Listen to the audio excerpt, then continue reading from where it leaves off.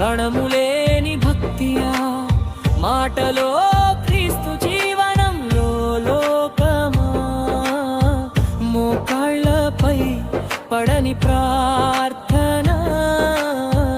ఎక్కడుంది నీ అగ్ని విశ్వాసం లేచి నిలుచుడి క్రైస్తవుడా నిద్రను విడిచి ముందుకురా లేచి నిలుచుడి క్రైస్తవుడా